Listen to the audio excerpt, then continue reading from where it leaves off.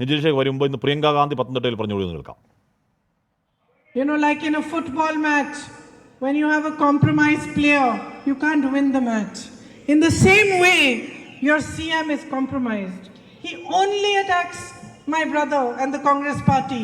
He never attacks the BJP. Nijesh, Rahul Gandhi മാത്രമല്ല പ്രിയങ്ക ഗാന്ധി എന്ന് പറയുകയാണ്. എന്ന് പറഞ്ഞാൽ കേരളത്തിലെ CPM-ന്റെ ഏറ്റവും പ്രധാനപ്പെട്ട നേതാവിനെ എന്തുകൊണ്ട് ഇ ഡി പിടിച്ചകത്തിടുന്നില്ല എന്ന് നേരിട്ട് ചോദിക്കുന്നില്ല, പരോക്ഷമായി ചോദിച്ചാൽ അതിന് മറുപടി പറയാതിരിക്കില്ല CPM എന്നറിയാത്തവരല്ലല്ലോ രാഹുൽ ഗാന്ധിയും കോൺഗ്രസും. അപ്പോൾ രാഹുൽ ഗാന്ധിയെ കൊണ്ട് കേരളത്തിലെ 10-20 സീറ്റിന്റെ മെച്ചത്തിന് വേണ്ടി രാഹുൽ ഗാന്ധിയെ കൊണ്ട് കേരളത്തിലെ കോൺഗ്രസുകാർ നേതാക്കൾ നിർബന്ധിച്ചത് പറയിക്കുകയാണെങ്കിൽ നിങ്ങൾക്ക് ഈ മോദി വിരുദ്ധ സഖ്യത്തിലോ മോദിയിൽ നീ രാജ്യത്തിന്റെ ഭരണം പിടിച്ചെടുക്കുന്നതിലോ തരിമ്പെങ്കിലും ഇന്റഗ്രിറ്റി ഉണ്ടെന്ന് വിശ്വസിക്കണോ നിജേഷ്?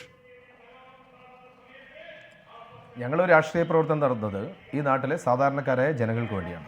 ഈ നാട്ടിലെ സാധാരണക്കാരായ ജനങ്ങളെ പറ്റിച്ചുകൊണ്ട് കേരളത്തിൻ്റെ മുഖ്യമന്ത്രിയുടെ മകളുടെ അക്കൗണ്ടിനകത്തേക്ക് മാസാമാസം പൈസ വന്നത് രേഖയാണ്, കൃത്യമായ രേഖയാണ്. അതിൻ്റെ ശരിയും തെറ്റുകൾ നമ്മൾ ചർച്ച ചെയ്തതാണ്. ആ ചർച്ച ചെയ്ത് 4 വർഷം മുമ്പ് FIR ഇട്ടു. ആ കേസ് എവിടെ എത്തിയെന്ന് ഏതൊരു പൊതുപ്രവർത്തകനും ചോദിക്കാം. അത് അദ്ദേഹം ഇന്ത്യ മുന്നണിയുടെ സഖ്യകക്ഷി അല്ലെങ്കിൽ അതിൻ്റെ ഭാഗമായതുകൊണ്ട് അഴിമതിക്കെതിരെ മിണ്ടാൻ പാടില്ല എന്നാരും എഴുതി വെച്ചിട്ടില്ലല്ലോ. ഹേമന്ത് ഉണ്ട് എന്തെങ്കിലുമൊക്കെ പേപ്പർ, അരവിന്ദ് കെജ്രിവാളിനെതിരെ ഉണ്ട് എന്തെങ്കിലുമൊക്കെ പേപ്പർ, നിങ്ങളുടെ കൊടുത്ത പരാതി അടക്കം എന്തെങ്കിലുമൊക്കെ പേപ്പർ അരവിന്ദ് കെജ്രിവാളിനെതിരെ ഉണ്ട്. എന്തേലുമൊക്കെ പേപ്പർ ഇതേ ചർച്ചയിൽ ഹാഷ്മി ഇതേ ചർച്ചയ്ക്കകത്ത് ആദായ നികുതിയുടെ സെറ്റിൽ ബോർഡിനെ പറ്റി ചർച്ച ചെയ്തിട്ടുണ്ട്. ആ സമയത്ത് ഇത് വെറും പേപ്പർ അല്ല, ഇത് രേഖയാണ്. കരിമണൽ കർത്തായുടെ കയ്യിൽ നിന്ന് മാസാമാസം വാങ്ങിയ രേഖയാണ്. ആ രേഖയുടെ അന്വേഷണം എഴഞ്ഞു നീങ്ങുന്നു. അതെന്തുകൊണ്ട് എന്ന് ചോദിക്കാൻ ഒരു പൊതുപ്രവർത്തകന് സാധിക്കില്ലേ? കേരളത്തിലെ മുഖ്യമന്ത്രിയുടെ പൊളിറ്റിക്കൽ സെക്രട്ടറിയുടെ സ്വപ്ന സുരേഷിന്റെയും ജോയിന്റ് അക്കൗണ്ടിനകത്ത് ലൈഫ് മിഷന്റെ കമ്മീഷൻ വന്നുപെട്ടു. അത് പിടിച്ചു. അത് ശരിയല്ലേ, അത് തെറ്റാണോ എന്ന് ചോദിക്കാനുള്ള അധികാരം പൊതുപ്രവർത്തകരില്ലേ? അത് ചോദിക്കുന്നു. ഞങ്ങൾ കേരളത്തിൽ പിണറായി വിജയന്റെ അഴിമതി ഭരണകൂടത്തിനെതിരാണ്. അഴിമതി മോദി നടത്തിയാലും നരേന്ദ്രമോദി നടത്തിയാലും പിണറായി നടത്തിയാലും തെറ്റാണ്. അത് ഞങ്ങളുടെ നേതാക്കന്മാർ പറയും. അതിനപ്പുറത്തേക്ക് അമിത്ഷാ വിളിക്കുന്നതൊക്കെ അത് തന്നെയാണ് ഞങ്ങൾ വിളിക്കുന്നത് എന്ന് അസ്കർ ഇവിടെ സമ്മതിച്ചു. അപ്പൊ ഇവർ തമ്മിൽ എന്ത് വ്യത്യാസം? ഞങ്ങൾക്ക് സീതാറാം യെച്ചൂരിയോട് രാംലീല മൈതാനിയിൽ ഇടത്തെ കൈയും വലത്തെ കൈയും കൂട്ടിപ്പിടിച്ചുകൊണ്ട് മോദിക്കെതിരെ പടവെട്ടാൻ പ്രയാസമില്ല. ഡിണ്ടിഗലിലും കോയമ്പത്തൂരിലും അരിവാൾ ചുറ്റിക നക്ഷത്രത്തിന് വോട്ട് ചെയ്യാനും വോട്ട് പിടിക്കാനും ഞങ്ങൾക്ക് പ്രയാസമില്ല. ഈ കേരളത്തിലെ മാത്യു ടി തോമസും കൃഷ്ണൻകുട്ടിയും അപ്പുറത്ത് നിൽക്കുന്ന സമയത്ത് അങ്ങ് കർണാടകയിലെ നിങ്ങൾക്കൊക്കെ അറിയാം, കർണാടകയിലെ ബാഗപ്പെട്ടിൽ ഒരുമിച്ച് നേർന്ന ആളുകൾ ഇപ്പുറത്ത് ചിക്ബല്ലാപൂരിൽ കോൺഗ്രസിന്റെ മുന്നണിയിൽ നിന്ന് അരിവാൾ ചുറ്റിക നക്ഷത്രം മത്സരിക്കുമ്പോൾ തൊട്ടപ്പുറത്ത് പിണറായി വിജയന്റെ മന്ത്രിസഭയ്ക്കകത്തുള്ള രണ്ടാളുടെ ചിത്രം വെച്ച് വോട്ട് ചോദിക്കുന്ന സമയത്ത് ഞങ്ങൾ അരിവാൾ ചുറ്റിക നക്ഷത്രത്തിനാ വോട്ട് ചോദിക്കുന്നത്. ഞങ്ങളുടെ നിലപാടാ. സിക്തറിലാണെങ്കിലും മുർഷിദാബാദിലാണെങ്കിലും ശരി 4ാം സ്ഥാനത്തുള്ള CPM-ന് വോട്ട് ചോദിക്കാനും സ്ഥാനാർത്ഥി നിർത്താൻ ഞങ്ങൾ തയ്യാറാ എന്ന് വെച്ച് കേരളത്തിന്റെ മുഖ്യമന്ത്രി നേരിട്ട് നേതൃത്വം കൊടുക്കുന്ന അഴിമതിയെ പറ്റി പറയാതിരിക്കാൻ നിർവാഹമില്ല. ദേശീയ തലത്തിൽ കേരളത്തിന്റെ മുഖ്യമന്ത്രി അഴിമതി നടത്തുമെന്ന് രാഹുൽ ഗാന്ധി ദേശീയ നേതാവ് എന്ന് പറയുന്നതിന്റെ ഗുണം ആർക്കാണെന്നാണ് ചോദ്യം. ഈ നിജേഷ് അരവിന്ദ് ഈ പറയുന്ന കാര്യങ്ങളൊക്കെ നിങ്ങൾ പറയാതിരിക്കുന്നതല്ല. പ്രതിപക്ഷ നേതാവ് അടക്കം കെ സുധാകരൻ അടക്കം പുട്ടിന് പീര പോലെ കാലങ്ങളായി പറയുന്നത് തന്നെയാണെന്നേ. ഇതിപ്പോ രാഹുൽ ഗാന്ധി ഇവിടെ ഒന്ന് പറയുമ്പോൾ അവിടെ എന്താണ് ഇപ്പൊ തൊഴിലില്ലായ്മയാണ് ഏറ്റവും അധികം ചർച്ച ചെയ്യുന്നത്, വിലക്കയറ്റമാണ് ഏറ്റവും അധികം ചർച്ച ചെയ്യുന്നത്.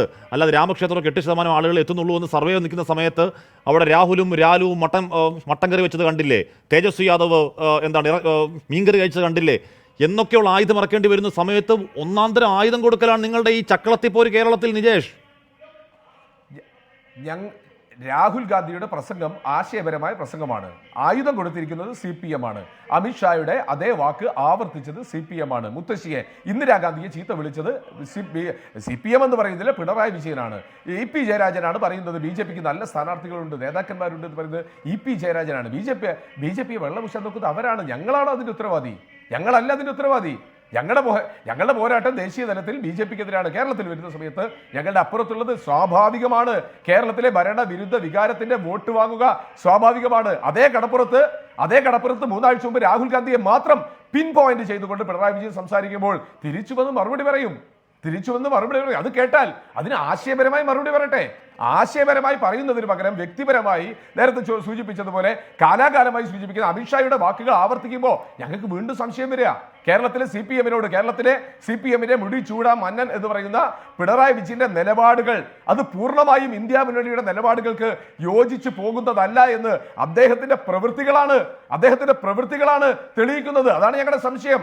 ഞങ്ങൾക്ക് CPM-ന്റെ മറ്റ് ഇന്നത്തെ ഇന്ത്യയിലെ മോദി വിരുദ്ധ നിലപാടുകളെ പറ്റിയൊന്നും സംശയമില്ല. അങ്ങനെയാണ് ഞങ്ങൾ അവരൊപ്പം പോയില്ലല്ലോ. പക്ഷെ കേരളത്തിലെ മുഖ്യമന്ത്രി അദ്ദേഹത്തിന്റെ സ്ഥാപിത താല്പര്യങ്ങൾക്ക് വേണ്ടി അദ്ദേഹത്തിന്റെ അത് ഇന്നും ഇന്നലെ തുടങ്ങിയല്ല, കുറച്ചു കാലമായി തുടങ്ങിയതാ.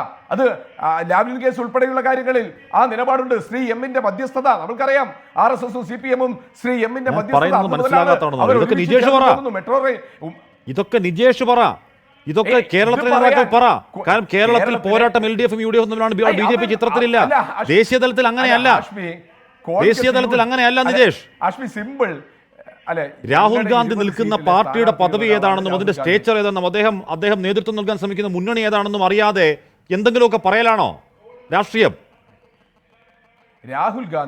രാഹുൽ ഗാന്ധി കേരളത്തിൽ വന്ന് 20 സീറ്റിൽ ഒരു സ്ഥാനാർത്ഥിയാണ്. കേരളത്തിലെ സ്ഥാനാർത്ഥി എന്ന നിലയ്ക്ക് കേരളത്തിലെ ജനകീയ വിഷയങ്ങൾ രാഹുൽ ഗാന്ധി പറയും.